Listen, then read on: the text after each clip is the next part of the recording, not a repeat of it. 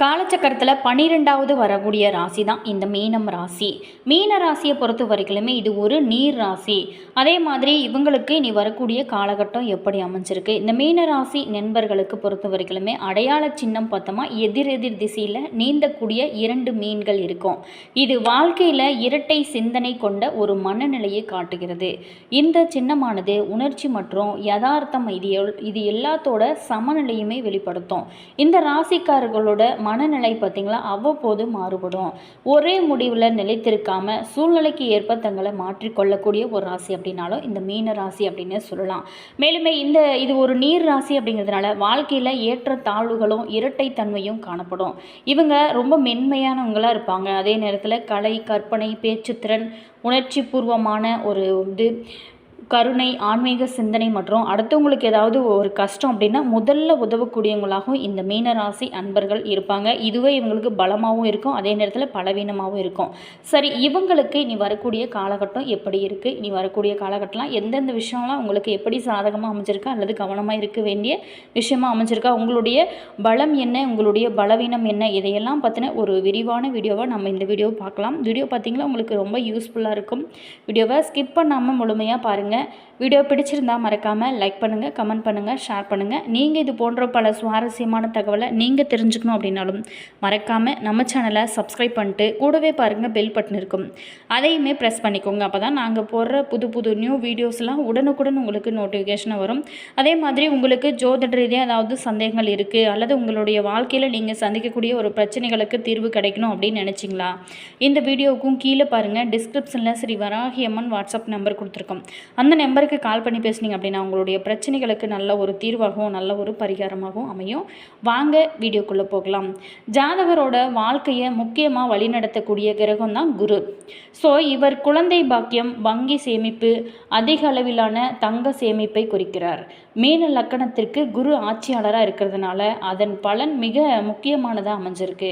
இந்த நிலையில் ஆபரணங்கள் மற்றும் செல்வ சுகங்களை குறிக்கக்கூடிய சுக்கிரன் இங்கு உச்சமாக இருப்பது பொருள் வசதிகளை அதிகரிக்கும். ஆனால் ஜோதிட சூட்சம விதியின்படி புத்திரகாரகனான புதன் மீனத்தில் நீச்ச நிலை பெறுகிறார். இதனால தான் புதன் பலமின்றி இருந்தால் சம்பாதிக்க மற்றும் சேமித்த செல்வங்கள் நிலைத்திருக்காம செலவு அல்லது இழப்பு ஆனது ஏற்பட வாய்ப்பு இந்த மீனராசிக்காருக்கு அதிகமாகவே இருக்கும். ஸோ காலபுருஷ தத்துவத்தின்படி 12ஆம் பாவமான இது மறைமுக எதிரிகள், வெளிநாட்டு படிப்பு, பல்வேறு நாடுகளில் வணிகம், சுப அசுப செலவுகள், ஆன்மீகம், மோட்சம், தூக்கம், உடலில் எதிர்ப்பு சக்தி, இழப்பு, கடன், துர்மரணம், மன அழுத்தம், இது எல்லாத்தையுமே குறிக்கும். மேலுமே பாவத்திற்கு பாவம் முறையில் பார்க்கும்போது தந்தை, தாய், சகோதரர், மனைவி தொடர்பான பல விஷயங்களை சொல்ல முடியும். எடுத்துக்காட்டாக தாயோட 4ஆம் பாவத்திற்கு 9ஆம் பாவம், அதாவது 12ஆம் பாவமாகும். இதன் மூலம் தாயோட பாக்கியம், திடீர் வருமானம், அவங்களோட கடவுள் நம்பிக்கை, இது எல்லாத்தையுமே அறியலாம். அதே மாதிரி பார்த்திங்களா, மீன லக்கண பிறந்தவங்களுக்கு தேவகுரு லக்னாதிபதி இருக்கிறதுனால நல்ல வழி நடத்தலை வழங்குவார். ஆனால் இந்த லக்கணத்திற்கு முக்கிய பாவர்கள் அப்படின்னு சொல்லக்கூடிய புதனும் அசுர குருவாகிய சுக்கிரனும் பாதகிரகங்களாக இருந்து கெடுதல் செய்வாங்க. இவங்க திரிகோண ஸ்தானங்களில் இருந்தால் புத்திசாலித்தனத்தினால உங்களுக்கு செல்வமும் நிலமும் சேர்க்கக்கூடிய யோகமானது கிடைக்கும். உடலில் மச்சம் போன்ற அடையாளங்களும் உங்களுக்கு இருக்கலாம். ஆனால் புதன், சுக்கிரன் கேந்திர ஸ்தானங்களில் 1, 4, 7, 10 இருந்துச்சு அப்படின்னா கேந்திராதிபத்திய தோஷம் காரணமாக உங்களுக்கு சிரமங்கள் அதிகமாக இருக்கும். புதன் மற்றும் சுக்கிரன் தசாபுத்தி காலங்களில் மாரகத்திற்கு சமமான பிரச்சனைகளை தரக்கூடியவங்க. ஸோ சனியும் இங்கு மரகாதிபதி ஆவார். இந்த கிரகங்கள் பரிவர்த்தனை அல்லது வக்கர நிலையில் இருந்தாலே பலன்கள் பார்த்திங்களா உங்களுக்கு மாறுபடும். ஸோ இந்த மீன ராசிக்காரை பொறுத்த வரைக்குமே எதிரெதிர் திசையில் நீந்தக்கூடிய 2 மீன்களாக சின்னம் அமைச்சிருக்கு. இது வாழ்க்கையில் இரட்டை சிந்தனை கொண்ட மனநிலையை காட்டும். அதாவது இந்த சின்னம் உணர்ச்சி மற்றும் யதார்த்தம் இது எல்லாத்தோட சமநிலையை வெளிப்படுத்தும். இந்த மீன ராசிக்காரை பொறுத்த வரைக்குமே மனநிலை அவ்வப்போது மாறுபடும். ஒரே முடிவில் இருக்க மாட்டாங்க. சூழ்நிலைக்கு ஏற்ப தங்களை மாற்றிக்கொண்டுட்டே இருப்பாங்க. மீன் தண்ணீரில் தான் வலிமை அப்படிங்கிறது போல தான் இவங்களோட வலிமை குடும்ப சூழ்நிலையை பொறுத்து மாறுபடும். குறிப்பாக அந்த வலிமை தாய், மாமியார், வீட்டில் இருக்கிறவங்களோட ஆதரவு, இது எல்லாமே ஒரு முக்கிய பங்காக இருக்குது. மீன ராசியில் புரட்டாதி 4ஆம் பாதம் முதல் உத்திரட்டாதி 1 பாதம் முதல் மற்றும் ரேவதி 1 முதல் 4ஆம் பாதம் இது எல்லாமே இந்த ராசிக்குரிய நட்சத்திரங்கள். இது முறையே குரு, சனி மற்றும் புதன் நட்சத்திரங்களாக அமைஞ்சிருக்கு. சனி பிறந்த நட்சத்திரம் ரேவதி மற்றும் உத்திரட்டாதி சனியோட நட்சத்திரம். இவங்களுக்கு சனியின் தாக்கம் குறிப்பிட்டத்தக்க அளவில் உங்களுக்கு காணப்படும். மீனம் அப்படிங்கிறது ஒரு நீர் ராசி அப்படிங்கிறதுனால வாழ்க்கையில் ஏற்றத்தாழ்வுகளும் இரட்டைத்தன்மையும் இது இவங்களுக்கு காணப்படும். இவங்களை பொறுத்த வரைக்குமே ரொம்ப மென்மையாக இருப்பாங்க. அதே மாதிரி கலை, கற்பனை, பேச்சுத்திறன், உணர்ச்சி பூர்வமான இருப்பாங்க. கருணை, ஆன்மீக சிந்தனை, அடுத்தவங்களுக்கு ஏதாவது பிரச்சனை அப்படின்னா முதல்ல உதவக்கூடியவங்க, ஒரு மனப்பான்மை கொண்டவங்களாகவும் இவங்களுக்கு பலமாக அமைஞ்சிருக்கு. குரு முக்கிய கேந்திர ஸ்தானமான 10ஆம் பாவத்தில் ஆட்சி அப்படிங்கிறதுனா தொழில் துறையில் நல்ல முன்னேற்றம் இவங்களுக்கு கண்டிப்பாக கிடைக்கும். இவங்க பொதுவாகவே மற்றவங்களுக்கு வழிகாட்டும் பணிகளில் ரொம்ப ஈடுபாடு இருக்கும். உதாரணமாக மருத்துவம், ஆசிரியர், ஆன்மீகம், நீதித்துறை, கல்வித்துறை, உணவு தொடர்பான தொழில், ஆய்வகங்கள், சேமிப்பு கிடங்கு, போக்குவரத்து வணிகம், வங்கித்துறைகளில் மேலாளர், காசாளர் அல்லது ஆலோசகராக நிறைய பேர் பார்த்திங்கன்னா இந்த மீனராசிக்காரர் பணியாற்றுவாங்க. மீனராசிக்காரர்களோட பலவீனம் என்ன அப்படின்னா செயலில் தாமதமாக இருப்பாங்க. பிறரை எளிதில் நம்புறது, முக்கியமாக அடுத்தவங்க நம்மளை ஏமாத்துறாங்கன்னு தெரியாமல் அவங்களுடைய பேச்சை கேட்டு ஏமாறுறது, இதுதான் அவங்களுடைய பலவீனம் முக்கியமாக இருக்குது. அடுத்ததான் வாக்குவாதம், உணர்ச்சி வசப்படுறது, அரசியலில் சிக்கல், கனவு உலகில் வாழக்கூடிய ஒரு பழக்கம், இது எல்லாத்துமே இவங்களுக்கு பலவீனமாக சொல்லலாம். இங்கு அஷ்டமாதிபதியான சுக்கிரன் உச்சமாக இருக்கிறதுனால ஆடம்பர வாழ்க்கை, பேராசை கொஞ்சம் இவங்களுக்கு அதிகம்னே சொல்லலாம். இது அனைத்துமே பொது பலன்கள். மற்ற கிரகங்கள் பொறுத்து குணநலன்கள் பார்த்திங்களா இவங்களுக்கு மாறுபடும். இங்கு புதன் நீச்சமாக இருக்கிறதுனால நண்பர்கள், மாமன் உறவுகளில் பிரச்சனைகள் தோன்றலாம். மேலும் கேந்திரஸ்தானமான ஆட்சியில் இருக்கக்கூடிய புதன் தாய் மற்றும் துணைவரோட நிலைக்கு தோஷம் அளிக்கக்கூடியவர். ஸோ குடும்பத்தை மதிக்கக்கூடிய இவங்க நல்ல புரிதல் இருந்தால் அமைதியான வாழ்க்கையை கண்டிப்பாக நடத்த முடியும். மீனத்தில் குரு பலமாக இருந்துச்சு அப்படின்னா வாழ்க்கையில் கண்டிப்பாக முன்னேற்றம் நிச்சயமாக இருக்கும். குரு பாப கிரகங்களோடு சேர்ந்துச்சு அப்படின்னா பணத்தில் திருப்தி இருந்தால் கூட உங்களுக்கு உடலில் பிரச்சனைகள் ஏற்படும்.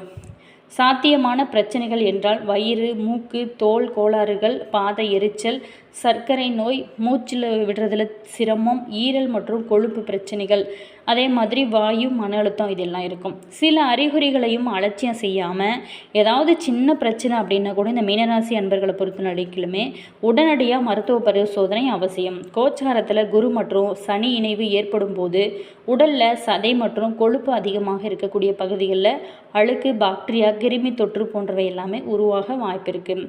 சில சமயங்களில் இது தீவிர நோய்களாகவும் வர வாய்ப்பு இருக்குது. சனி கோச்சார காலத்தில் உடலில் நீர்த்தேக்கம், சதை பகுதிகளில் வீக்கம், உடல் சோர்வாக இருக்கிறது போன்ற பிரச்சனைகள் ஏற்படலாம். குறிப்பாகவே கொழுப்பு அதிகம் இருக்கக்கூடிய பகுதியில் தொற்று உருவாகவும் வாய்ப்பு இருக்குது. அதே போல தான் குருவின் தொடர்பு காலத்தில் உடலில் இருந்து வந்த சின்ன காயங்கள் அல்லது மறைந்திருந்த உடல்நல பிரச்சனைகள் கூட வெளிப்படையாக பெரிய நோய்களாக தெரியும். ஸோ என்ன சின்ன பிரச்சனை அப்படின்னாலே உடனே நீங்கள் பார்த்துருங்க. சுப பார்வை, அதாவது குருவோட சுப பார்வை, அதாவது குரு கடாட்சம் இருந்துச்சு அப்படின்னா அந்த ஜாதகர் நோயிலிருந்து மீண்டும் முழுமையான குணம் பெறுவார் அப்படிங்கிறது ஜோதிட ஒரு விதியாக இருக்குது. அதே மாதிரி எந்த ஒரு நிகழ்வும் நோய், நன்மை அல்லது தீமை கோச்சாரம் மட்டும் காரணமாக ஏற்படாது. அதனோட தசா புத்தியுமே சேர்ந்து உங்களுக்கு செயல்படும் போது தான் முழுமையான பலன் வெளிப்படும்.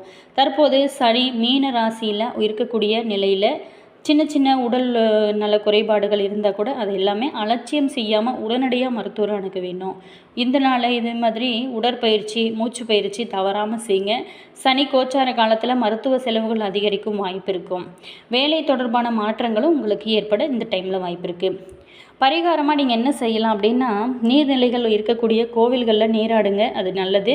அதே மாதிரி நீர்நிலைகளில் இருக்கக்கூடிய அந்த மீன்களுக்கு நீங்கள் பொறி இந்த மாதிரி ஏதாவது பொருட்கள் நீங்கள் உணவாக வாங்கி போடலாம்.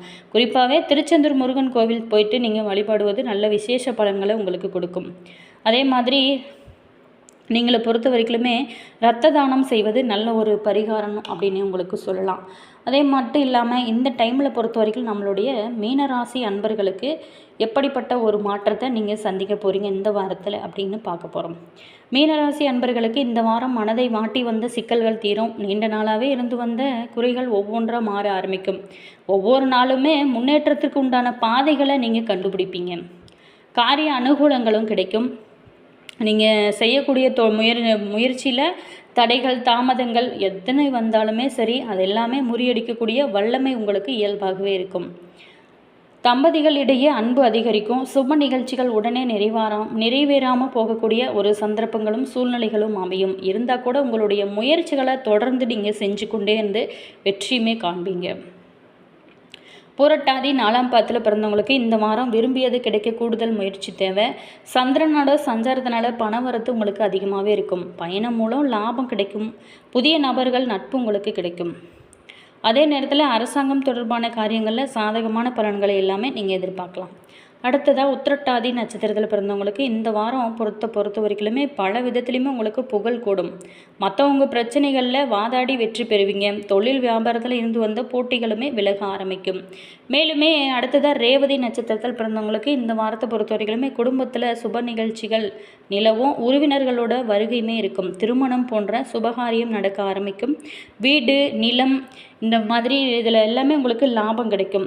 கணவன் மனைவிக்கிடையே நெருக்கம் அதிகரிக்கக்கூடிய அற்புதமான கிரக நிலைமைகள் தான் உங்களுக்கு அமைஞ்சிருக்கு.